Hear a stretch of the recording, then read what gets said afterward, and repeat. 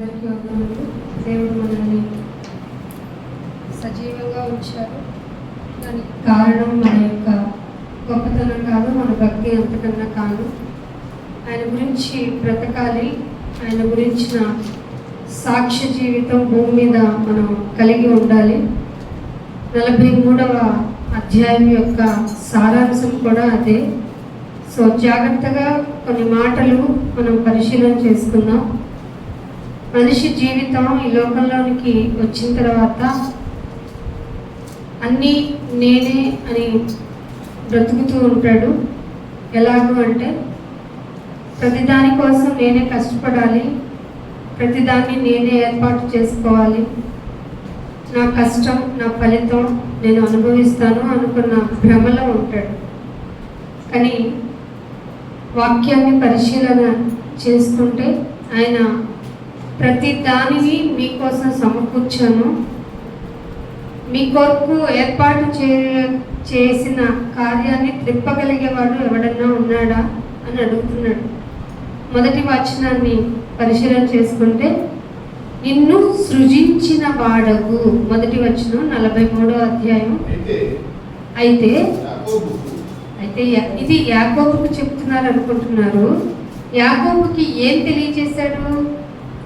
వాక్యమును యాకోబుకు తెలియజేశాడు ఆయన. విన్నారా ఈ వాక్యాన్ని ఎప్పుడన్నా? మీరు సంవత్సరాలుగా వాక్య అనుభవం కనుక ఉంటే మీకు మాట అర్థమవుతుంది. అందుకే ఇక్కడ యాకోబుని మనకి రిమైండర్ చేశారు. యాకోబు నిన్ను సృజించిన వాడను. ఈ మాట బైబిల్ దేవుడు తప్ప ఎవ్వరూ చెప్పలేరు. సృజించాను అంటే అర్థం ఏంటో తెలుసా? నిర్మించడం అంటే అది ఆయన స్పెషలైజేషన్ ఆఫ్ నిర్మించడంలో సృజనాత్మకత.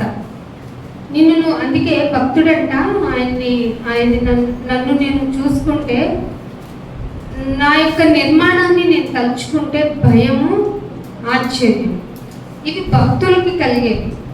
కామన్గా మనిషి తనను తాను చూసుకుంటే ఏమనుకుంటాడు? అబ్బా ఎంత ముద్దొస్తున్నావు నువ్వు, ఎంత అందంగా ఉన్నావు, నిన్ను పొగడాలి. నిన్ను పొగడటానికి ఏంటంటే నేను అందంగా ఉండడం కారణం. అసలు నిన్ను అందంగా పుట్టించింది ఎవరు? అందహీనంగా కూడా ఉన్నారు కొంతమంది. చాలామంది వాట్సాప్లు మామూలుగా సోషల్ యాక్టివిటీస్ కలిగి ఉన్న వాళ్ళు కనుక మీరు గమనిస్తే ఈ మధ్య బ్లాక్ బ్యూటీ అని ఒక ఆవిడ బాగా నీగ్రో లేడీని చూపిస్తున్నారు. ఆవిడ ఒక మంచి మోడల్ అంట. ఆవిడ కలర్ ఆఫ్రికన్ కలర్. అందుకే బైబిల్లో కూడా ఒక చోట నల్లని దానవైనను అని ఉంటుంది. సో ఇక్కడ ఆయన సృజించిన విధానంలో మనం చూసుకుంటే నువ్వు ఎలా ఉన్నావు అన్నది ఇంపార్టెంట్ కాదు, అసలు నిన్ను అలా చేసింది ఆయన. చేసినప్పుడు నువ్వు ఎలా బిహేవ్ చేస్తావు? కళ్ళు, నేను హైట్ లేదని బాధపడాలా? నువ్వు హైట్ ఉన్నావని బాధపడాలా? కలర్ లేదని బాధపడాలా? కలర్ ఉందని బాధపడాలా? అసలు మన చేతిలో ఏమి లేని దానికి కాదు. మనం ఎందుకు మనల్ని మనం గొప్పగా అనుకోవాలంటే మనము మన చేత నిర్మించబడలేదు, దేవుని చేత సృజించబడిన వారము. అయితే నిన్ను నిర్మించిన వాడు ఇలాగూ చెప్తున్నారు. ఏం చెప్తున్నాడు? నేను నిన్ను అది సఫర్ అయ్యావా నువ్వు? విమోచించడం ఏంటి? ఇక్కడే ఆగాలి మనం. నిర్మింపబడిన నీవొచ్చి నన్ను ప్రైజింగ్ చేసుకొని వెళ్ళిపోనట్లా. నేను నీకేం చెప్తున్నానంటే విమోచించాను. ఎందుకు విమోచన? ఎప్పుడు విమోచన విడుదల ఎప్పుడు కలుగుతాయి? ఒక విషయానికి ఒక సందర్భానికి మనం బానిసలైనప్పుడు. మనం దేనికి బానిసలం అయిపోయామో తెలుసా? పాపానికి బానిసలం. ఆ పాపానికి బానిసలమైనప్పుడు ఎవరు చెప్పినా వినటానికి ఇష్టపడం, దేనిని మనం ఆలోచించం. ఈ 43వ అధ్యాయంలో అదే చెప్తూ ఉంటాడు. మనం వెళ్తే ఏ విషయానికి వినటం లేదు, ఎందుకు వినట్లేదో చెప్తారు. ఆయన ఇలాగూ చెప్తున్నాడు, ఇక నీవు విమోచింపబడ్డావు. జాగ్రత్తగా వినండి, శ్రద్ధ కలిగి వినండి. ఇక నీవు విమోచింపబడ్డావు, భయపడకు. పేరు నువ్వు అనుకుంటున్నావు, అమ్మ నాన్నలు ఒక తీర్మానం చేసుకొని నీకు ఒక పేరు పెట్టారు. ఉదయ్ అని, మౌళి అని, నాగేశ్వరరావు అని, అరుణ అని, శ్రీనివాసన్ అని, రక్కీ అని, కీర్తిక అని, ఇలా పేరు పెట్టింది ఎవరంట? మనం అనుకుంటున్నాం. నీ వరస సంఖ్య ఉంది తెలుసా? నీకు ఒక వరస సంఖ్య ఉంది. ఈ వరస సంఖ్య అనే కాన్సెప్ట్ మనం స్కూళ్ళలో తిరుగుతాం. మీరు తిరుగుతున్నట్టున్నారు, నాకు డిస్టర్బెన్స్తో. మనము స్కూళ్ళలో చూస్తాం, number 1 yes sir, number 2 yes madam. ఈ కాన్సెప్ట్ ఎక్కడి నుంచి వచ్చింది అనుకుంటున్నారు? మనకి రూల్ నెంబర్స్ ఇచ్చింది దేవుడు, క్రియేటరు మనకి రూల్ నెంబర్ ఇచ్చారు. అది బైబిల్లో ఉంది. 15వ కొరింథీయులకు రాసిన 15వ అధ్యాయంలో మొదటి కొరింథీ. మీరు ఇంటికి వెళ్ళి చదువుకోండి, ఇది ఎక్స్ప్లెయిన్ చేసేటప్పటికే చాలా టైం పడుతుంది. మీ వరుస సంఖ్యలు ఉన్నాయి, ఆ వరుస సంఖ్య ప్రకారమే ఆయన పిలుస్తారు. అంటే ఎవరో పోతున్నారు ఎక్కడో అంటే తర్వాత వరుస సంఖ్యలో నువ్వు నేను ఉన్నామని అర్థం. వారి వరుస సంఖ్యలో బ్రతికింపబడతారని కూడా ఉంది. విమోచించాను, భయపడకు, పేరు పెట్టి పిలిచాను. ఏమన్నా తెలుసా? నువ్వు నా ప్రాపర్టీ. పెళ్ళి అయిన తర్వాత భర్త భార్యని అంటాడు, నువ్వు నా సొత్తు, నీ మీద పూర్తి అధికారాలు నావి. పూర్తి అధికారాలు నావంటావా అని చెప్పి స్మాష్ చేసే జనరేషన్స్కి వచ్చాం. సో ఇలాంటి లౌకిక స్వభావం కాదు ఉండాల్సింది. ఇక ఎవరు అంట? మనం దేవుని సొత్తు. మీరు మీ సొత్తు కాదు, విలువ పెట్టి కొనబడిన వారు అంటాడు. ఎక్కడ? హెబ్రీయులకు రాసిన పత్రికలోను, కొరింథీయులకు రాసిన పత్రికలోను ఉంటాయి. అదే మాట మీకు చూపిస్తాను చూడండి. 1 కొరింథీయులకు రాసిన పత్రిక 6వ అధ్యాయము, 1 కొరింథీయులకు రాసిన పత్రిక 6వ అధ్యాయము 19వ వచనం చూడండి. మీ దేహము 5వ వచనం కూడా చదవండి. 9, 19. మీ దేహము దేవుని వలన అనుగ్రహింపబడి. పౌలు గారికి ఇంత జ్ఞానం ఎలా వచ్చిందంటే 43వ అధ్యాయం ఇన్స్పిరేషన్. అని ఆయన గమనీయులు పాదాల దగ్గర క్షుణ్ణంగా బైహార్ట్ చేసి నేర్చుకున్నాడు. ఇంత పరిజ్ఞానం రాకుండా ఎలా ఉంటుంది? ఆయన బైబిల్లో మొదటి వచనంలో నేను మిమ్మల్ని నిర్మించాను, మిమ్మల్ని విమోచించాను, మిమ్మల్ని కొనుక్కున్నాను, ఇక మీరు నా సొత్తు అన్నాడు కదా. ఆ మాట ఇక్కడ చెప్తున్నాడు ఆయన. మీ దేహము, మీ శరీరము దేవుని వలన మీకు అనుగ్రహింపబడింది. అదేంటి? మా నాన్న అమ్మ నాన్న వల్ల కాదా నా దేహం వచ్చింది? ఆల్రెడీ దేవుడుగా అనుగ్రహిస్తే నువ్వు శరీరాన్ని ధరించుకోవడానికి తల్లి గర్భంలోకి వెళ్ళావు. తండ్రి నుండి తల్లి గర్భంలోనికి దేహాన్ని ధరించుకోవడానికి వెళ్ళావు. ఇదేదో ఏదో లోకపరంగా కొంచెం తత్వజ్ఞానంతో ఉందనుకోకండి, ఇదే నిజం. తండ్రి నుండి తల్లిలోనికి వెళ్ళేది ఎందుకంటే దేహాన్ని నిర్మించుకోవడానికి. 9 నెలల కన్స్ట్రక్షన్ జరగాలి నీకు. ఈ భూమి మీద అణువైన శరీరం కలిగి ఉండాలంటే 9 నెలలు 8 నెలలు నీకు నీ అమ్మ గర్భంలో ఉంటే తప్ప నీకు ఈ దేహం రాదు. ఆ దేహం ఎవరి వల్ల వచ్చిందంట? దేవుని వల్ల నీకు అనుగ్రహింపబడింది. మీలో ఉన్న పరిశుద్ధాత్మకు అంటే ఈయనెప్పుడు వచ్చారు? మరి ఈయనెప్పుడు వచ్చారు? ఎప్పుడైతే మీరు నమ్మి బాప్తిస్మం పొందారో అప్పుడు పరిశుద్ధాత్మ అనే వరము మీకు వస్తుంది. దేహం వచ్చిన తర్వాత, నోటితో ఒప్పుకున్న తర్వాత, ఆయన్ని తెలుసుకున్న తర్వాత పరిశుద్ధాత్ముడు వస్తాడు. ఈ పరిశుద్ధాత్మ ఉండటం వల్ల ఆయనకు ఆలయం అయిపోతావు నువ్వు. ఇప్పుడు దేవుడు వచ్చి ఎక్కడ ఉంటాడు? నీలో ఉంటాడు. నీలో ఉన్నప్పుడు అసూయ, నీలో ఉన్నప్పుడు దుర్మార్గం, నీలో ఉన్నప్పుడు శత్రుత్వం, నీలో ఉన్నప్పుడు ఇంకే ఏవైతే ఉండకూడదని దేవుడు చెప్పాడో అవన్నీ ఉంటే పరిశుద్ధాత్మ ఎందుకు ఉంటారు? పరిశుద్ధాత్మ ఎప్పుడు ఉంటారంటే నీ దేహం ఆయనకి ఆలయమైనప్పుడు. అదే అంటున్నాడు, మీరు పరిశుద్ధాత్మకు ఆలయమై ఉన్నారని మీరు ఎరగరా. చాలా మంది ఈవెన్ కొరింథియన్స్ కూడా ఎరగలేదు కాబట్టి అక్కడ క్వశ్చన్ మార్క్ పెట్టారు. పైగా ఆయన ఏమంటున్నారు, మీరేమనుకుంటున్నారు, మీరు మా ప్రాపర్టీ మేమే, మా కష్టమే అనుకుంటున్నారు కదా, మీరు మీ సొత్తు. అదేంటైనా నేను నాకు కాకపోవడం ఏంటి, నేను నాకు కాకపోవడం ఏమిటి, ఇది ఇక్కడ మనం తెలుసుకోవాల్సిన విషయం. 43వ అధ్యాయంలో దేవుడు చెప్తుంది ఏంటంటే మీరు మీ సొత్తు కారు. విన్నారా లేదా? 43 మొదట్లో చివరిలో ఏమన్నాడు, నీవు నా సొత్తు అని దేవుడు చెప్పాడని చెప్తున్నాడు. పౌలు గారు కొరింథీయులకు చెప్తే ఏమంటున్నాడు, మీరు మీ సొత్తు కానే కారు అని విలువ పెట్టి. ఏ విలువ? అమూల్యమైన రక్తము అనే విలువ. అమూల్యమైనది ఏంటి? రక్తము. అంటే మూల్యము చెల్లించలేని బ్లడ్ తో మనం కొనబడ్డాం. దీనికి మళ్ళీ ఎవరు అంత విలువ చెల్లించలేరు, రాదు, కూడదు. సో యేసు ప్రభు వారిని ఎప్పుడు ఏర్పాటు చేసుకున్నారు? జగత్తు యొక్క పునాది వేయబడక ముందే ఆయన ద్వారా మనం పిల్లలు అవ్వాలని. మీరు తప్పు చేస్తారని తెలుసు, దానికి రెమెడీ పెట్టానని తెలుసు. ఆ రెమెడీనే ఏమిటి? యేసు ప్రభు వారి యొక్క రక్తము చిందింపబడి భూమిలో ప్రతి పాపికి, అందుకే విమోచింపబడ్డారు, విడుదల చేయబడ్డారు. అసలు యెషయా గారికి ఎంత టాలెంట్ ఏంటంటే ఒక్క లైన్లో ఇన్ని మాటల, ఎంత సబ్జెక్ట్ పెట్టాడు ఒక్క మాటలోనే. మీరు మీ సొత్తు కాదు, విలువ పెట్టి కొనబడ్డవారు, విమోచింపబడిన వారు. కాబట్టి ఏం చేయాలంట? మీ దేహంతో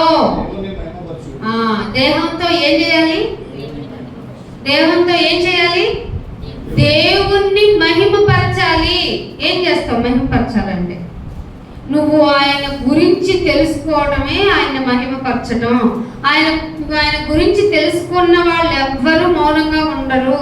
ఆయన ఇంత మేలు చేసావేంటి నాకు, అసలు ఏమాత్రం అర్హత లేని నా జీవితానికి నీ గుమ్మము అంటే నీ ప్రదేశానికి వచ్చి ఏమాత్రము ఏమంటారు సమీపింపరాని తేజస్సు అయినటువంటి నీ దగ్గరికి సమీపంగా వచ్చే విధంగా నువ్వు మమ్మల్ని చేసుకోవటం ఏంటి? ఏమాత్రము పరిశుద్ధత లేని మమ్మల్ని సమీపింపరాని తేజస్సులో ఉన్న నీవే దిగి వచ్చి మా కొరకు ప్రక్షాళన చేయడం ఏమిటి అని ఆలోచించి మీకు మీరు ఆయనకి ఘనపరచడానికి మీ దేహాన్ని వినియోగించడమే చేయాల్సిన పని. అందుకే అంటున్నాడు, ఈ విషయాలు నీకు తెలిస్తే 2వ వచనంలో, నువ్వు జలములలో పడిపోతావా, నేను నీకు తోడై ఉన్నాను. వెళ్తామండి జలాలుంటే, నదులు దాడతామా, బీచ్లు అనుకొని ఆ ఒడ్డు వరకు వెళ్ళొస్తాం. మీ జీవితాల్లో అలజడి కలిగించేటువంటి పరిస్థితులు ఎదురైనా, తుఫానులు ఎదురైనా, ఏవైనా నేను నీకు తోడుగా ఉంటాను. ఎందుకంటే నిన్ను విమోచించాను, నీవు నీ సొత్తు కానే కాదు, నేను నీకు తోడై ఉన్నాను. నదులలో పడి వెళ్ళినా అవి నీ మీద పొర్లవు. ఈ లోకం అనే నదిలో పోయి వెళ్తూ ఉన్నా నీ మీదకి ఆ నది రానే రాదు. ఇది ఇక్కడ ఈ కంపారిజన్ అనేది అసలు మనిషి యొక్క ఊహకు అందని విధంగా ఉంది. నదిలోకి వెళ్తే మునక్కుండా ఉంటామండి? ఈ లోకంలోకి వెళ్ళినప్పుడు మనల్ని ముంచకుండా ఉంటారా? కానీ నేను నీకు తోడై ఉన్నాను కాబట్టి ఆ నది అనేటువంటి ఈ లోకము నీ మీద పొర్లి పారదు. అగ్నిలో ఏమంటున్నాడు? అగ్ని మధ్యలో, పక్కన కూడా కాదు, అగ్ని మధ్యలో నడిచిన నిన్ను కాల్చవు. ఆయన తోడు ఎలా ఉంటుందో మీరు చాలా సార్లు, ఎప్పుడైతే ఒక ఆజ్ఞ రాజు చేత వచ్చిందో ఆ ఆజ్ఞను మేము పాటించము, నమస్కరించము అన్నప్పుడు రాజాజ్ఞ ప్రకారం వాళ్ళు తీసుకెళ్ళి అగ్ని గుండంలో వేస్తే వాళ్ళ బట్టలు కూడా కాలలేదంట, వాసన కూడా రాలేదంట. ఎవరైతే వెళ్ళడానికి వేసేయడానికి వెళ్ళారో వాళ్ళ సైనికులకి కాలే కానీ వీళ్ళకి కాలేదు. ఇవన్నీ లోకపరంగా ఇప్పుడున్న జనరేషన్కి అసలు ఇమాజినే అవ్వవు. కానీ దేవుడు ఏం చెప్తున్నాడంటే, ఎప్పుడో నీకు చెప్పేశాను నేను. అదే ఉంటుంది కింద కూడా, నేను నీకు తోడై ఉంటాను. ఎప్పుడు తోడై ఉంటాను? జలములలో బడి నువ్వు పోతున్నా, ఈ లోకమనే జలమనే అలజడి నిన్ను చుట్టుముట్టినా, ఈ లోకమనే నదిలో నువ్వు వెళ్ళిన మునగవు.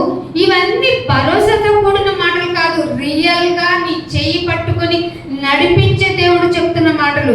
అగ్ని నిన్ను కాల్చదు. ఎప్పుడు? అగ్ని మధ్యలో నువ్వు ఉన్నా నిన్ను కాల్చదు, నువ్వు కాలిపోవు. జ్వాలలు నిన్ను కాల్చవు అని ఎవరు చెప్తున్నారు? ఈ లోకపు మనిషి కాదు, దేవుడే. అందుకనే ఆయన ఎవరో చెప్తున్న 4వ వచనంలో చూడండి ఏమంటాడు? నీవు నా దృష్టికి ఏమై ఉన్నావు? అది నువ్వు ఇక్కడికి వచ్చావు అంటే ఆయన నిన్ను ఇష్టపడ్డాడు. లోకంలో ఉన్న నిన్ను ఇష్టపడింది ఎవరు? దేవుడు. అదే, నీవు నా దృష్టికి ప్రియుడు అయినందున నీకు ఘనత వచ్చింది, నీవు ఘనుడవయ్యావు, నేనే నిన్ను ప్రేమిస్తున్నాను. మనందరం చెప్పండి, నాయన నువ్వెవరో నాకు తెలియదు కానీ నేను ప్రేమించాలని వచ్చిన వాళ్ళమా? కాదు నాయన, నీ ప్రేమ ఏంటో తెలుసుకుని ఇక్కడికి వచ్చామని రియలైజ్ అయ్యి పశ్చాత్తాపతులమై ఇక్కడికి వచ్చిన వాళ్ళం. అందుకే నేను నిన్ను ప్రేమించున్నాను గనుక నీకు ప్రతిగా మనుషులను అప్పగిస్తున్నాను. ఈ మాట అసలు మనకి అర్థమవుతుందా? మనుషుల్ని అప్పగించడం ఏంటి? వన్స్ నువ్వు ఆయనే నిన్ను నిర్మించాడని, ఆయనే నిన్ను విమోచించాడని, ఆయనే నిన్ను కాపాడుకునే దేవుడని, అసలు నీవు నీ సొత్తు కాదని తెలిస్తే ఆయన నిన్ను ఘనపరుస్తాడు, నిన్ను ప్రేమిస్తాడు. సో ఇక నువ్వు భయపడక్కర్లేదు. నదిలో వెళ్తావా? నేను తోడుగా ఉన్నాను. జలములు నిన్ను టచ్ చేయలేవు. అగ్ని మధ్యలో ఉన్న జ్వాలలు నిన్ను కాల్చవు. జ్వాలలు అంటే అగ్ని అంటే ఆరిపోవచ్చేమో, జ్వాలలు అంటే ఎప్పుడు రగులుతూ ఉండేవి. అందుకనే నేను మనుషులను అప్పగిస్తున్నాను, నీ ప్రాణమునకు ప్రతిగా జనాలని అప్పగిస్తున్నాను. ఈ మాట అర్థం అవ్వాలంటే ఏంటో తెలుసా? నీ ప్రాణాన్ని పణంగా పెట్టైనా జనాలు నీకు అప్పగిస్తున్నాను కాబట్టి నువ్వు నా గురించి చెప్పాలి. అదే 6వ వచనంలో ఉన్నాడు చూడండి, ఏమంటాడు? అప్పగింపమని ఉత్తర దిక్కులన్నిటికి చెప్పాడంట. నువ్వేం చేస్తావంటే వెళ్ళి చెప్పు, దిక్కులకి నేను చెప్పాను. ఏమని? అప్పగించు అని ఉత్తర దిక్కుకి ఆజ్ఞకిచ్చాను, బిగబట్టవద్దు అని దక్షిణానికి చెప్పాను, దూరము నుండి నా కుమారులను, భూదిగంతముల నుండి నా కుమార్తెలను ఈ సర్వ సమాజం అనే సంఘానికి నేను రప్పిస్తాను. సో 5వ వచనం అంటాడు, భయపడొద్దు. ఏమంటున్నాడు? భయపడొద్దు, నేను నీకు తోడై ఉన్నాను. ఏమన్నా మనం అవలంబిస్తామా భయపడొద్దు అంటే? చిన్న రోగానికి భయపడతాం, మన చేతిలో రూపాయలు లేకపోతే భయపడతాం, ఒకరోజు పూటలో గింజలు మనకి లేకపోతే ఇవే మన ఆలోచనలు, మన భయాలు. ఒక్క రోజైనా నేను నీ మందిరానికి రాలేకపోయాను అనే భయం ఏమన్నా ఉంటుందా? అయ్యో రేపు ఉద్యోగానికి వెళ్ళకపోతే, రేపు పనికి వెళ్ళకపోతే ఏమవుతుంది? నా చేతిలో డబ్బులు ఉండవు కాబట్టి నేను ఎక్కడికి వెళ్ళాలి? అంతే, పనికి వెళ్ళాలి. కానీ దేవుడు ఏమన్నాడు? మీరు మొదట నా నీతిని, నా రాజ్యాన్ని, ఆజ్ఞేది నా నీతిని, నా రాజ్యాన్ని వెతకండి, అప్పుడు తర్వాత మీకేం కావాలో నేను చూసుకుంటాను అన్నారు. ఇది విశ్వసించే వాళ్ళు చేసే పని.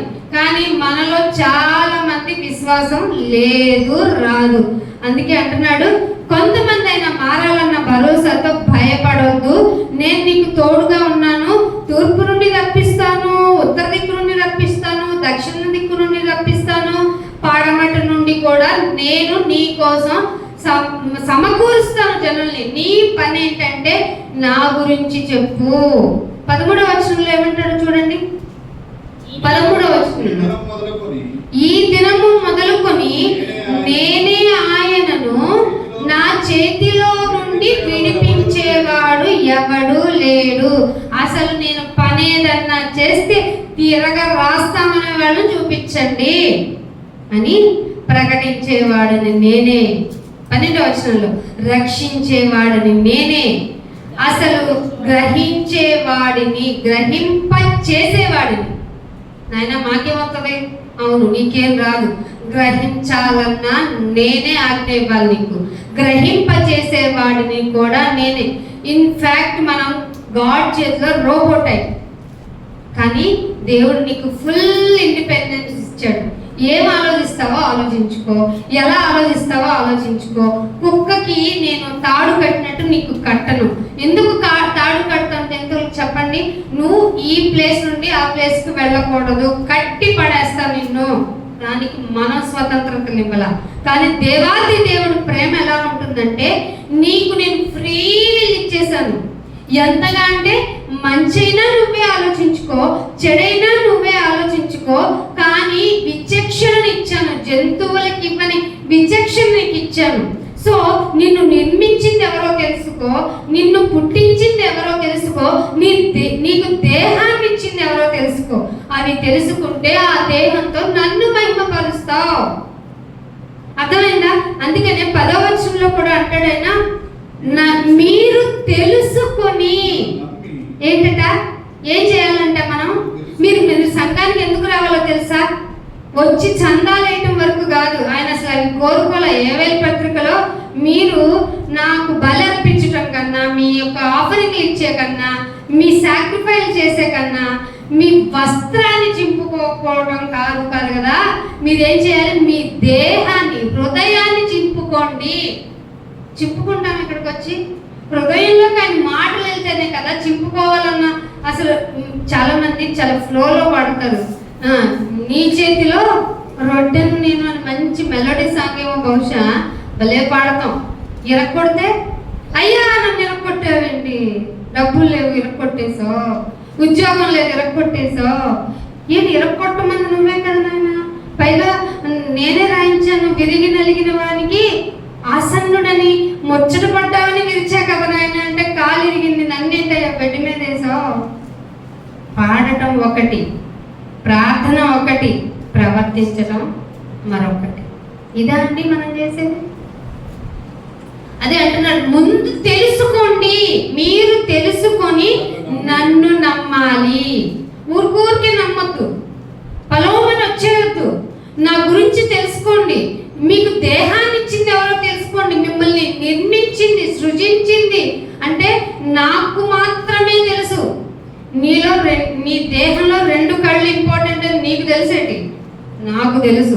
చెవులు 2 కావాలని నీకు తెలిసేంటి? తెలియదు, నాకు తెలుసు. హృదయం ఒక్కటే పెట్టాలని నాకు తెలుసు.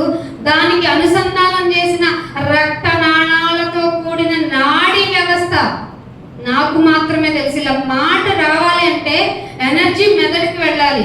ఎనర్జీ కావాలంటే నీ బాడీలో బ్లడ్ ఉండాలి. బ్లడ్ ఉండాలంటే నువ్వు తినాలి. ఆ తినటానికి ఆహారం కావాలి. అందుకే ఆయన ముందు 6 దినాల శ్రమ పడ్డారు. ఏం కావాలి? నాకు చేదంటే ఇష్టం. ఉందిగా. ఎన్ని రుచులు అంటే మానవులు మొత్తం కనుక్కున్న రుచులన్నీ 6 రుచులు. ఎన్ని రుచులు ఉన్నాయో వాటన్నిటిలో నువ్వు ట్యాంగీ ఫ్లేవర్ చేస్తావా, బిట్టర్ ఫ్లేవర్ చేసుకుంటావా, తీయగా చేసుకుంటావా, ఎలా చేసుకుంటావో చేసుకో. ఎనర్జీ తింటే నీకు ఎనర్జీ అయిపోతుంది అని పెడితే, తినడం మాత్రమే తెలుసుకున్నాం మనము. షుగర్లు తెచ్చుకొని వాటిని విపరీతంగా ఫుడ్ తినేయటం వల్ల స్టోరేజ్ అయిపోతుందంట స్టార్చ్. తిన్న తర్వాత ఏం చేయాలో తెలుసా? పని చెయ్యాలి. మీ దేహంతో మహిమపరచాలి. మహిమ అంటే లైట్ వేసుకోవడమా ఏంటి నీ దేహానికి? ఇప్పుడు లైట్ సూట్లు వస్తున్నాయి కదా, అట్లాంటి సూట్ వేసుకోవడమా? దేహంతో మహిమపరచడం అంటే దేవాది దేవుడు ఏం చేశాడో నీకు తెలిస్తే నోరు మెదపకుండా ఉండవు. అందుకనే 13లో అన్నాడు కదా, 11వ వచనంలో నేనే. ఇదండి మానవ సమాజానికి బాగా ఇబ్బంది పెట్టిన మాట ఏంటో తెలుసా? నేనే. మరి ఎవ్వరు దేవుడు అనబడిన వాళ్ళు కానీ, దేవత అనబడిన వాళ్ళు కానీ, మీరు మీ చేతులతో చేసుకుని దేవుళ్ళుగా పిలువబడుతున్న వారు కానీ ఇవ్వలేని ఆ వన్ అండ్ ఓన్లీ స్టేట్మెంట్ ఇంకా అంతే. డిక్లరేషన్, నేనే యెహోవాను, ఉన్నవాడైన దేవుడను, నేను తప్ప వేరొక దేవుడు అనే రక్షకుడు ఎందుకు అవసరం? మానవ జాతికి రక్షకుడు ఎందుకు అవసరం? విమోచించడానికి అవసరం. అందుకే యెషయాతో మొట్టమొదటిగా మాట్లాడాడు, విమోచించిన వాడని. నేనే యెహోవాను, నేను తప్ప రక్షకుడు లేడు. రక్షకుడు లేడా? అయితే నేను నిన్ను మహిమపరచాల్సిందే. నన్ను రక్షించేవాడు, నన్ను కాపాడినవాడు, నాలో మంచి చూసి నన్నేం చేయలా. నీ తప్పులు ఇలాగున్నాయని తెలిసే నీ తప్పును క్షమించడానికి క్రయధనం ఏమిటది? మూల్యము చెల్లించలేని అమూల్యమైన రక్తాన్ని ఇచ్చాడు. అందుకే ఈ విషయాన్ని గ్రహించిన పౌలు గారు కొరింథీయులకి రాస్తే నాకు చదివారు కదా, మీ దేహముతో ఏం చేయాలి? దేవుణ్ణి మహిమపరచాలి. అందుకని ఇంకో మాట కూడా ఉంది చూడండి, 66వ కీర్తనలో ఒక మాట ముందుకు తీసుకెళ్ళి చెప్తాను. 66వ కీర్తన 12వ వచనం చూడండి. ఆశ్చర్యంగా ఉంటుంది, ఇలాంటివి కూడా చేస్తారా దేవుడు అని. ఎవరట? నరులే మా మీదకి ఎక్కేలాగా చేసావేంటి నువ్వు?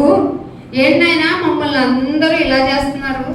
ఇంకా పై వచనంలో 11 అంటాడు, నీవు బందీ గృహములో మమ్ములను ఉంచితివి, మా నడుముల మీద గొప్ప భారము పెట్టితివి, నరులు మా నెత్తి మీదకి ఎక్కినట్లు చేసావేంటి నాయనా? మేము నిప్పులలోనూ నీళ్ళలోనూ పడిపోయాం నాయనా. అయినా నీవు సమృద్ధి గల చోటిలోనికి మమ్మల్ని. ఏమిటా సమృద్ధి గల చోటు?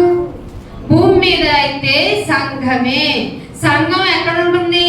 మనం అందరము ఎక్కడ కూడుకుంటున్నాము? ఈ సజీవ రాళ్ళైన మనము కూడుకునే ప్లేసే సంఘము.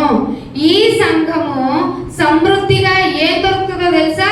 నీ శరీర ఆహారానికి ఏం కావాలో చెప్పదు. ఆత్మీయంగా ఎలా బ్రతకగలవో, దేహం ధరించుకుని ఉన్న నీ శరీరానికి ఏ లోటుపాట్లు వచ్చినా ఈ భూమి మీద ఎలా బ్రతకొచ్చో సమృద్ధిగా. అందుకే సంఘము సత్యానికి స్తంభము. సత్యం అనగా వాక్యము. వాక్యము ద్వారా నువ్వు ఎలా బ్రతకొచ్చో, నీ సర్కమ్స్టెన్సెస్ ని, నీ బాధల్ని, నీ ఇబ్బందుల్ని ఎలా అధిగమించొచ్చో, ఏ విధంగా నువ్వు నీ యొక్క ఇబ్బందుల్ని తప్పించుకోవాలంటే, ఎక్కడికి వస్తే నీకు ఊరట కలుగుతుందో అదే సమృద్ధి గల ప్రదేశము ఈ సంఘము. సత్యం ఎక్కడైతే చెప్పబడుతుందో, సత్యం యొక్క విలువలు విశ్వాసుల మధులలోనికి ఎలాగైనా చొప్పించగల సామర్థ్యత కలిగిన బోధకులు ఉంటారో అదే నిజ సత్య సంఘము. ఆ సంఘంలోనికి మీరు వచ్చేసారంటే ఇదే ఆశ్రయ దుర్గము. పూర్వము పాత నిబంధనలో, ధర్మశాస్త్రంలో ఆశ్రయపురాలు ఎందుకు ఇచ్చాడంటే, ఎలాగైనా నా ప్రాణాన్ని కాపాడుకోవాలి అని ఆశ్రయ దుర్గాల్ని దేవుడే కమాండ్మెంట్స్ లో పెట్టారు. కానీ నూతన నిబంధనకు వచ్చి ప్రతి ఒక్కరిని పిలిచేశాడు. ప్రతి జనములందరికీ ఇదేమవుతుందంట? ఆశ్రయ దుర్గం అవుతుందంట. ఇక్కడికి వస్తే సమృద్ధిగా ఉంటుంది. నువ్వు ఏ విధంగా ఇబ్బందులు పడినా, మా జీవితాలు లోకంలో ఎలా ఉన్నాయంటే, పై మాట విన్నారు కదా, నెత్తి మీదకి నరులు వచ్చి కూర్చున్నట్టుంది ఏంటి నాయన, నిప్పులు పోసినట్టుంది ఏంటి నాయన, బందీ గృహంలో ఉన్నట్టుంది ఏంటి నాయన అంటే, రండి సమృద్ధి గల ప్లేస్ లో మిమ్మల్ని కూర్చుండబెడతాను. మీరు ఈ దేవుని సన్నిధిని వదిలిపెట్టి ఎక్కడికైనా వెళ్ళండి, మీకు నెమ్మది ఉండదు. ఇది నేను చెప్పట్లా, బైబిల్ చెప్తుంది. మీరు దేవునికి సమయాన్ని ఇచ్చి, దేవుని కొరకు మహిమపరచడానికి మీ దేహాన్ని వినియోగించి, ఏదో ఒక పాస్టర్ గారు చెప్పారనో, లేదా ఇక్కడ ఉన్న వాళ్ళు మీకు ఇలా చేయండి, అలా ఉండండి అని చెప్పారని మీరు ఏదో ముక్తసరిగా వచ్చి ఇక్కడ పనులు చేయటం కాదు, కానీ మీరు ఇష్టపూర్వకంగా మీరు తెలుసుకొని ఇందాక అదే చదివా 43:8లో మీరు తెలుసుకొని నా దగ్గరికి వచ్చి మనస్ఫూర్తిగా కనుక ఆయన గురించి మీరు ఆలోచన చేసి పశ్చాత్తాపపడి ఆయనే విమోచించిన వాడని తెలుసుకుంటే మీకుండే నెమ్మది ప్రపంచంలో ఎవరు ఇవ్వలేరు, ఈవెన్ యోగా కూడా ఇవ్వలేరు. ఎస్, అంతకు మించిన నెమ్మదిని నేను మీకు ఇస్తానన్నాడు. అందుకే 43లో 1 పేతురు రాసిన పత్రిక 43కి వెళ్దాం. 1 పేతురు రాసిన పత్రిక 2వ అధ్యాయము 9వ వచనం చూడండి. అయితే ఏం తెలిసింది మీకు? అయితే అంటే ఏం తెలిసింది? 43వ అధ్యాయం 1వ వచనం ప్రకారం అని ఏంటి ఆ మాట? ఒకరు చదవండి. అది నేనే మిమ్మల్ని విమోచించాను, నిర్మించాను, మీరు నా సొత్తు అని తెలిసింది కదా. సో అయితే మీరు ఇక ప్రీవియస్ ఎక్కడున్నామంట మనం? చీకటి అంటే ఈ లోకమే చీకటి. టోటల్ గా చెప్పాలంటే ఈ లోకమే చీకటి. లోకము ఆయన్ని ద్వేషించింది. ఎందుకు? ఆయన అంటే ఒప్పుకోవడం ఇష్టం లేక, ఆయన వెలుగు కనుక. కాబట్టి లోకం చీకటే. అందుకంటే మనం కూడా ఇదివరకు ఎక్కడున్నాం? లోకంలో ఉన్నాం, ఐ మీన్ చీకటిలో ఉన్నాం. చీకటిలో నుండి ఆశ్చర్యకరమైన ఆ వెలుగు. ఎంత ఆశ్చర్యం అంటే నువ్వు ఆలోచించే కొలది ఎవరైనా ఎలా ప్రేమిస్తారు నాయన? అసలు భూమి మీదకి నేను ఇలా రావడం ఏంటి? నేను వచ్చాను అనుకుని నేను హృదయంలో గర్వించే టైంకి నీ మాటలు నాకు తెలియజేసి దేహాన్ని ఇచ్చింది నువ్వు చెప్పడం ఏంటి? దేహం ధరించుకున్న నాకు పాపపు లోకంలో పడిపోయి పాపపు శరీరాకారం అని తెలుసుకునేటప్పటికి ఆల్రెడీ పాపపు ఊబిలో మునిగిపోయాను నేను. ఆ విషయంలో ఊబిలో మునిగిపోయిన నాకు నీ చెయ్యి ఇవ్వటం ఏమిటి? ఆ చెయ్యి ఇచ్చావు అంటే ఈ పాపాల నుండి విమోచించటం. లోకానికి రక్షకుడే లేడు, నేనే నిన్ను రక్షించేవాడని చెప్పడం ఏమిటి? ఇది కదా ఆశ్చర్యకరమైన వెలుగు. ఆశ్చర్యకరమైన వెలుగులోనికి మిమ్మల్ని పిలిచారు. ఆరాధన ఏమని చేయాలో తెలుస్తుందా మీకు? ఆశ్చర్యకరమైన వెలుగులోనికి పిలిచాడు నిన్ను. చీకటిలో ఉన్న నిన్ను నన్ను ఆశ్చర్యకరమైన వెలుగులోనికి పిలిచి ఏం చేయాలంట? దేహంతో మహిమపరచటం అంటే దేవుని యొక్క గుణములో ఉన్న అతిశయం. దేవుని గుణం ఏంటి? పాపిని ప్రేమించటం. దేవుని గుణం ఏంటి? అగ్నిలో ఉన్న మధ్యలో ఉన్న కాల్చకపోవటం. దేవుని గుణం ఏంటి? జ్వాలలు నిన్ను ముట్టనీయకుండా కాపాడుకోవటం. దేవుని గుణం ఏంటి? మనుషులందరినీ నీ కోసం సమకూరుస్తాననడం. అన్ని దిక్కుల నుంచి ఏ దిక్కుల్లో ఎవరు వస్తారో చెప్పి నువ్వు నా కొరకు నిలబడు అని చెప్పడం. ఇది ఆశ్చర్యం కదా? ఈ ఆశ్చర్యకరమైన వెలుగులోనికి దేవుని యొక్క గుణము తెలియాలి కదా ముందు. అసలు పాపిని ప్రేమించడం అవుతుందా? నీ ఇంటిలో నీ బిడ్డ నీ మాట వినకపోతే ఏం చేయలేము. నీకు నేనేం చేయలేను అనేదే తండ్రి పరలోక బంధం కాదు. నువ్వు ఏం చేసినా నీ కొరకు ప్రక్షాళన చేసి నిన్ను కాపాడుకోవటం అనేదే పరలోకపు తండ్రి యొక్క ప్రేమ. ఆ గుణము యొక్క అతిశయం ఏమిటో చెప్పటానికి కాదు కదా ప్రచురం, అడ్వర్టైజ్. అర్థమైందా? నేను ఎప్పుడు చెప్తాను, మీరు చూడండి అడ్వర్టైజ్మెంట్లు ఇదివరకు బోర్ అనిపిస్తుంది కదా, ఇప్పుడు కోపం వస్తుంది. నా మీద నాకే అసహ్యం వస్తుంది.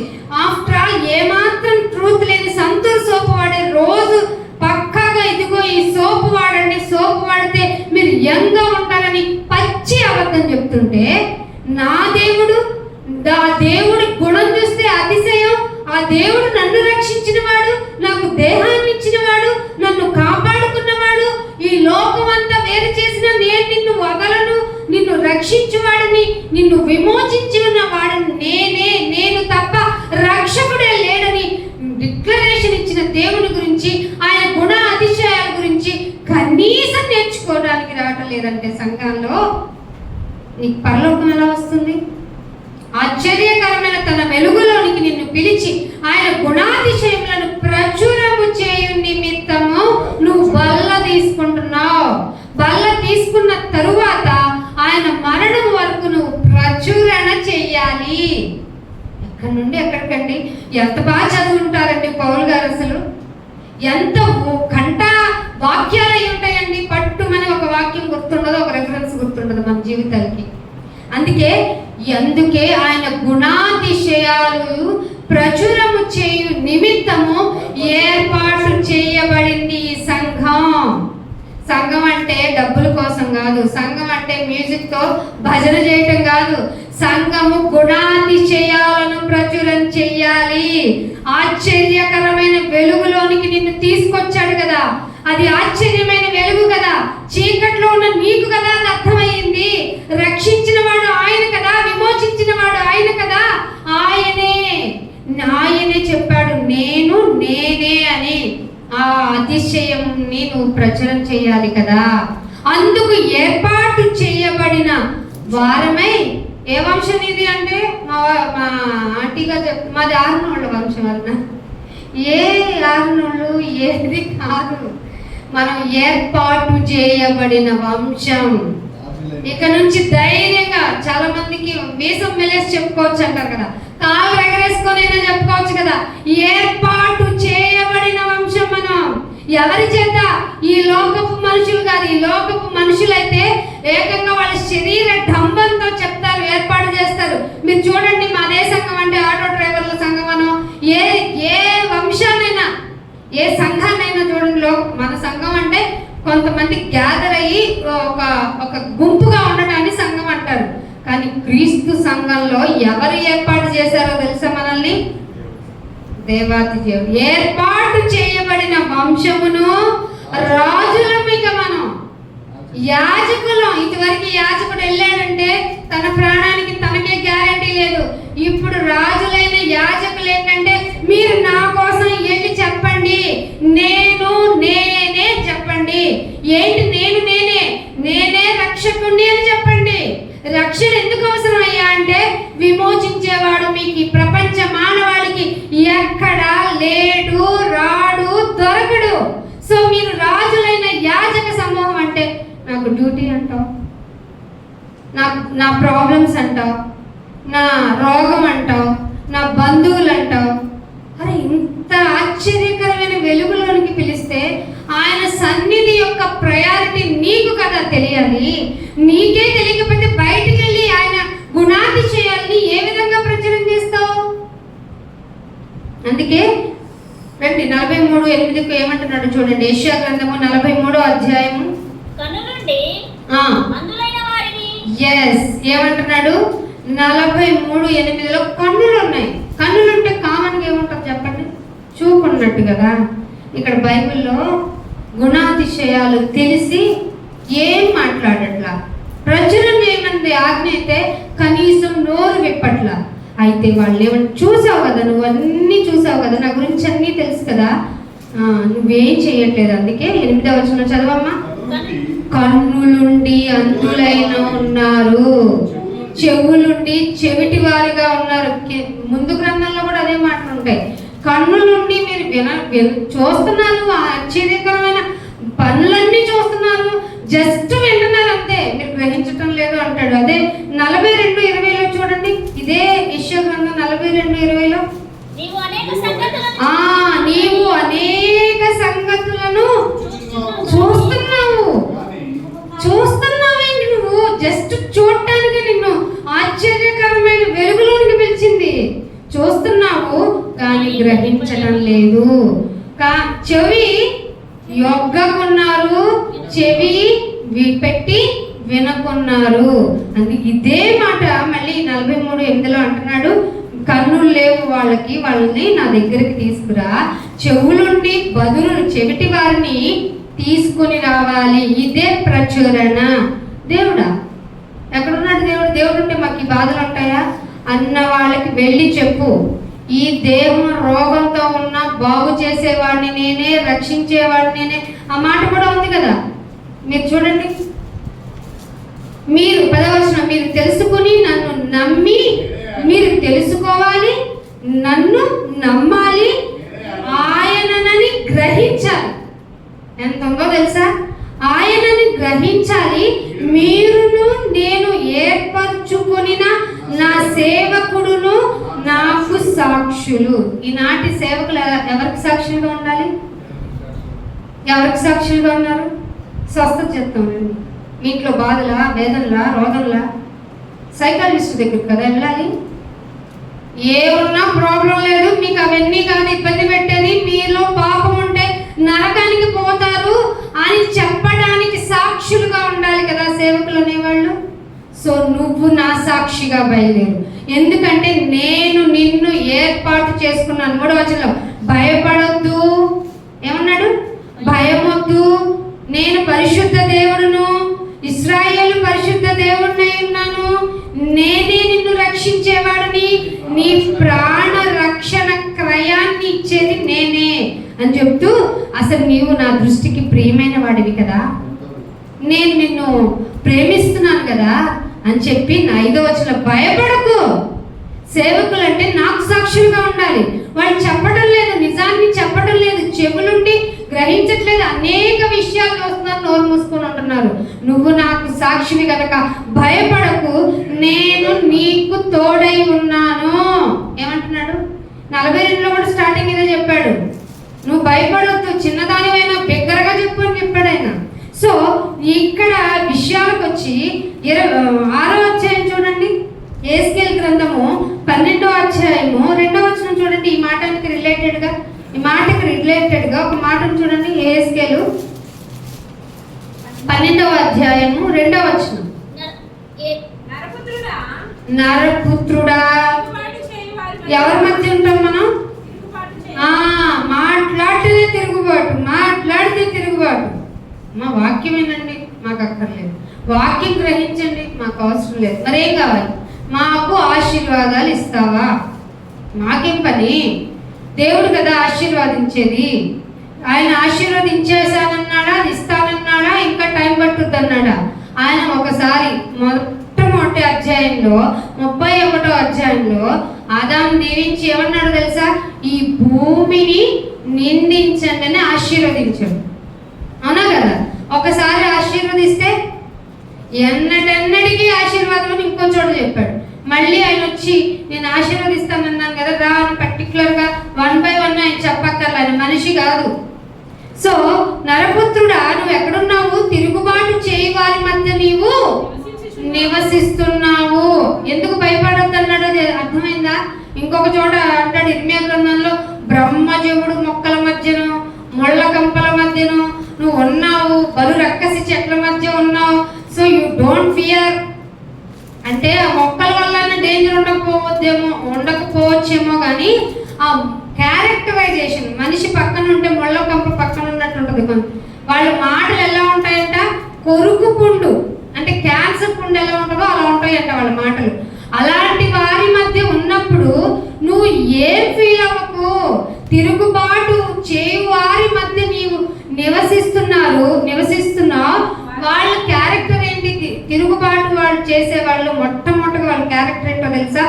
ద్రోహులు. ఎప్పుడు ద్రోహులు అంటారు చెప్పండి? బాగా అవసరం కోసం వచ్చి ప్లీజింగ్ చేసి నువ్వు ఇలా తోపు తురుము అని చెప్పి అవసరం తీరిన తర్వాత అవసరం తీరే ముందు మంచి మల్లయ్య, అవసరం తీరిన తర్వాత బోడి మల్లయ్య. ఈ టైప్ క్యారెక్టర్ అంటే వాళ్ళనే ద్రోహులు అంటారు. అంటే దేవుడితో పని జరిగేదాకా దేవా నువ్వు అంతా నీ గుడికి ఇలా వస్తాను అలా వస్తాను. పాస్టర్ గారిని అడగండి ఎంతమంది వచ్చి మేము గుళ్ళోనే ఉంటాం అని చెప్పిన వాళ్ళు కూడా ఉంటారు. ఇంకా మాకైతే ఇక మేము ప్రతి నెల మీతోనే చెప్పించేద్దాం అంటారు. ఎవరు రారు. వాళ్ళు ద్రోహులు అన్నమాట. మా దృష్టిలో కాదు, దేవుని దృష్టిలో వాళ్ళు ద్రోహులై ఉండి చూచే కన్నులు కలిగి ఉండి చూడలేకపోతున్నారు, వినే చెవులు ఉండి వినలేకపోతున్నారు. వీళ్ళే తిరుగుబాటు చేస్తారు. ఎందుకంటే విషయం అంతా తెలిస్తే సైలెంట్ గా ఉండి నోరు మూసుకుని ఆయన మాట్లాడటం. అర్థమవుతుందా? చెవులుండి వినకపోవటం, నోరుండి మాట్లాడలేకపోవటం, కళ్ళుండి గుడ్డోళ్ళుగా ఉండే వాళ్ళే ద్రోహులు. వీళ్ళు ఫైనల్ గా ఏం చేస్తారంటే తిరుగుబాటు చేస్తారు. ఇశ్రాయేల్ అదే చేశారు. ఎంత పెద్ద ఆశ్చర్యకార్యం అండి. నదులు సముద్రం 2 పాయలుగా చీల్తే కామన్గా ఏముంటుంది? బురదైనా ఉంటుంది కదా. ఆరిన నేల మీద నడిచారా లేదా? దాటొచ్చి మంచి గీతం పట్టుకున్నారు. దేవుడు ఇంతోడు అంతోడు, నువ్వు బలవంతుడి, చెదిరిపోతే కాపాడుతావు, గుండె కాదు ఏదైనా మమ్మల్ని నువ్వు అసలు ఎలా చూస్తావు, తురుము తోపు అనేసి ఒక కొంచెం దూరం వెళ్ళాలి. వాడికి ఏం లేదు, వాటర్ దొరకలేదు.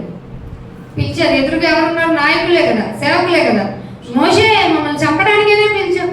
అదేంటి నీళ్ళ మధ్యలో నుంచి గోడ చేసి మిమ్మల్ని నడిపించిన దేవుడికి ఏం లేదా?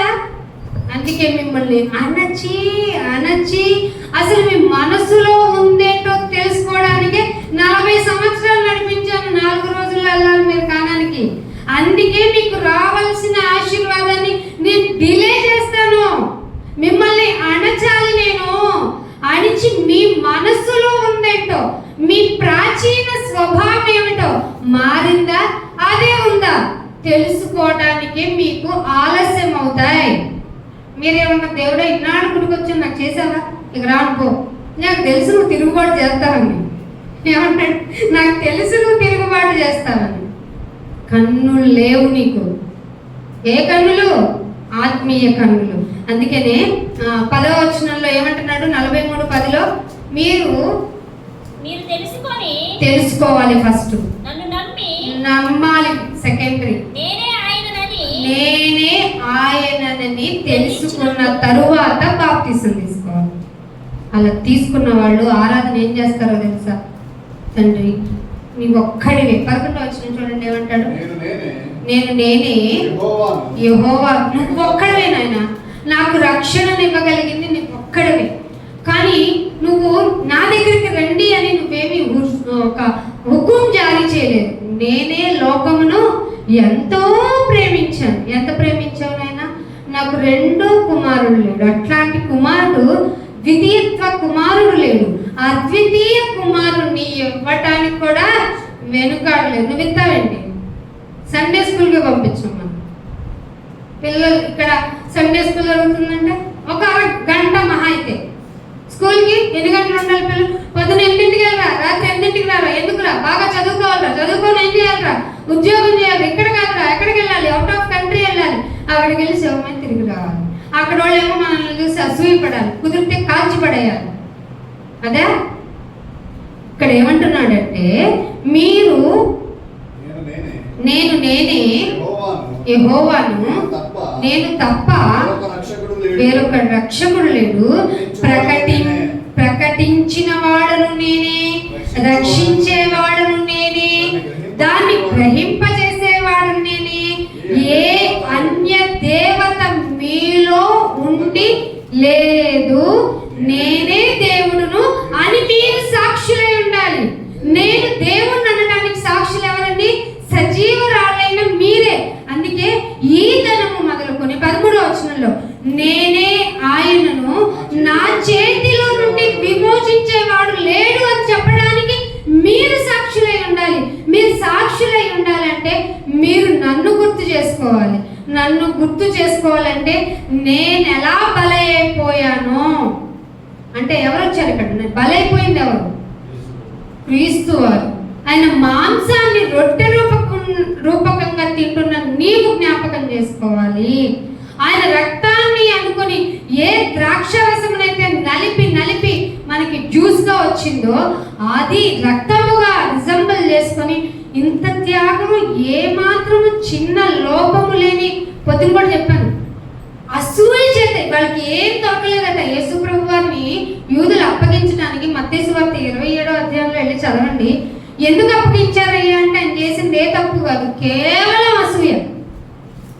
బాగా వాక్యం చెప్తున్న వాక్యంలో దేవుడు ఏం చెప్పమన్నాడో చెప్తున్నాడు.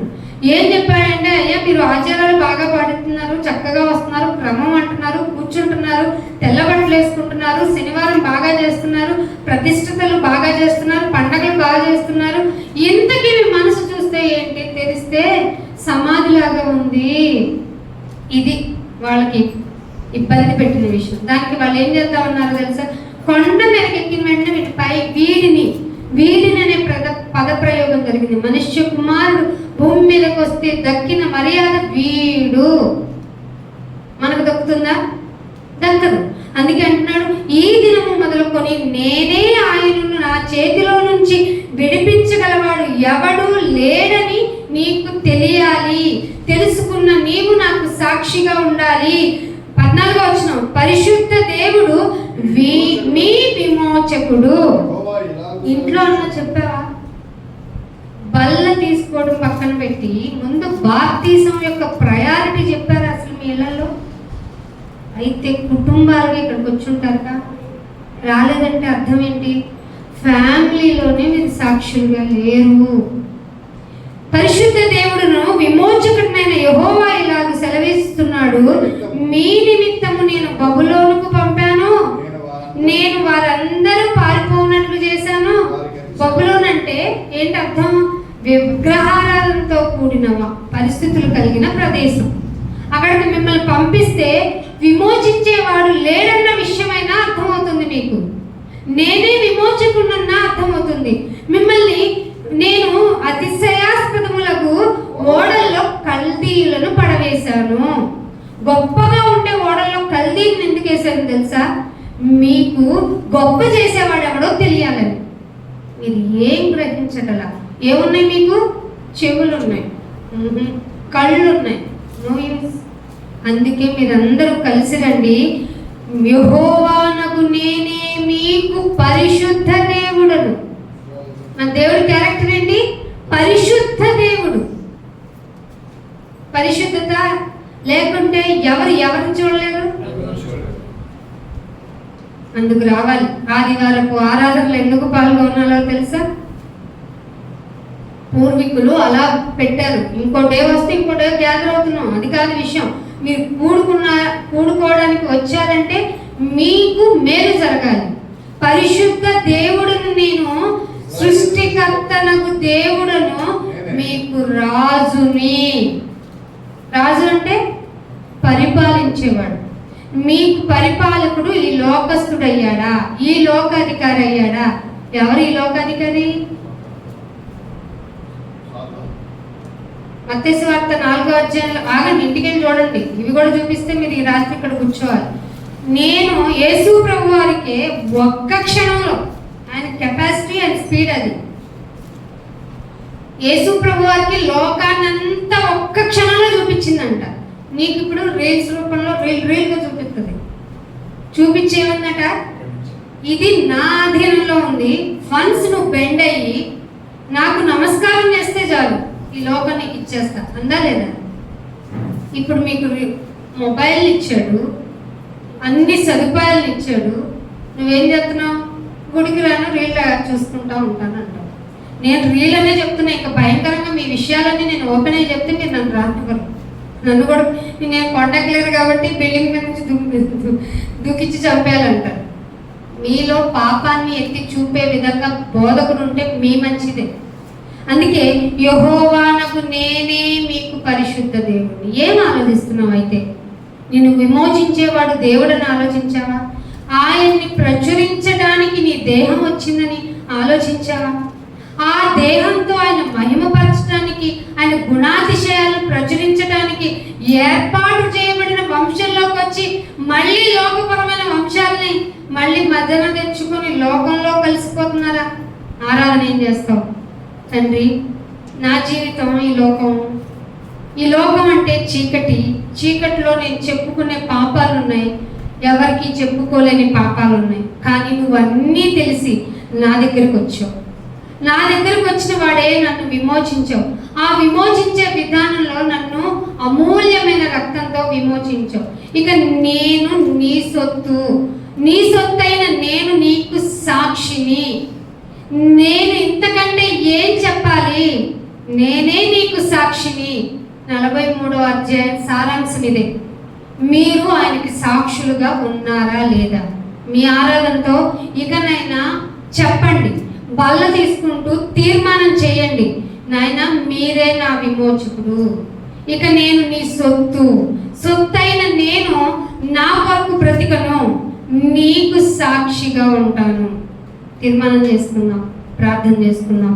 తలలు వంచుకోండి. తండ్రి, మా జీవితం మా ఇష్టం అనుకున్నాం. ఈ లోకమే నిత్యము ఆనందం కలగజేసేది అనుకున్నాం. కానీ ఈ లోకంలోకి వచ్చిన తరువాత మా శరీర తత్వము ఈ లోకపు జీవితానికి అలవాటు పడుతుంది అంటే గొప్ప అనుకున్నాం. కానీ మీరు చెప్పే వరకు తెలియలేదు నాయన, ఈ లోకంతో స్నేహం, మీతో వైరమని. మమ్మల్ని క్షమించండి. మీతో గొడవ పెట్టుకొని మాకు విమోచన లేకుండా చేసుకున్న మా జీవితాలకి విమోచనకర్తగా ఉన్నావు. మమ్మల్ని సృజించిన వాడు. ఇక నీ సొత్తుగా ఉన్న మా జీవితాలు మళ్ళీ లోకపు ఆకర్షణ వైపు వెళ్లకుండా, కళ్ళుండి చూడలేని వారిగా ఉండకుండా, చెవులుండి వినలేక ఉండే జీవితాలు మాలో కనిపించకుండా, ఎల్లప్పుడూ నీ వాక్యముతో మా జీవితాన్ని ఉదక స్నానంతో మమ్మల్ని మేము పరిశుద్ధపరచుకుంటూ పరిశుద్ధ దేవుడైన మీ చెంతకు చేరటానికి కావలసిన ప్రతి ఎలిజిబిలిటీని ఈ లోకంలో ఉన్నప్పుడే సంఘం ద్వారా మేము తెలుసుకొని మమ్మల్ని మేము శుద్ధీకరణ చేసుకోవటానికి మాకు ఇచ్చిన ఈ గొప్ప అవకాశం నాయన. మిమ్మల్ని ఆరాధించుకోవటం, మిమ్మల్ని జ్ఞాపకం చేసుకోవటం లోకంలో ఎవ్వరికీ ఇవ్వలేదు. ఇలాంటి అవకాశం మాకు ఇచ్చారు అంటే మీరు మమ్మల్ని ప్రత్యేకంగా ప్రేమించారు. ప్రేమించిన వాడిని నేనే అన్నావు. నేను నీకు తోడై ఉన్నాను, భయపడవద్దు అన్నావు. తిరుగుబాటు చేసే వారి మధ్యలో నువ్వు ఉన్నావు అని చెప్పావు. అయినా సరే నీవు నాకు సాక్షిగా ఉండు అని చెప్పావు. తండ్రి, మేము తీర్మానం చేసుకుంటున్నాం, లోకపు మనస్తత్వం మాలో నుంచి తీసివేస్తాం. ఇక నుంచి మా దైనందిన జీవితం అంతా నీ కొరకు అని నిరూపించే సాక్షులుగా మా జీవన దినచర్యలు ఉండులాగున మమ్మల్ని శుద్ధీకరించండి. మమ్మల్ని ఎందుకంటే గ్రహింపచేసి నడిపించేది మీరే అని మీరు చాటుకున్నారు కనుక నిమిత్త మాత్రులైన మా పట్ల మీ కృపను చూపుతూ నిత్యము నీ కొరకు ప్రచురించే బిడ్డలుగా మమ్మల్ని ఉంచమని యేసుక్రీస్తు వారి పరిశుద్ధమైన నామమున ఈ ప్రార్థనను అడిగి వేడుకుంటున్నాం మా పరమ తండ్రి. అందరికీ వందనాలు. Thank you. All of you. God bless you.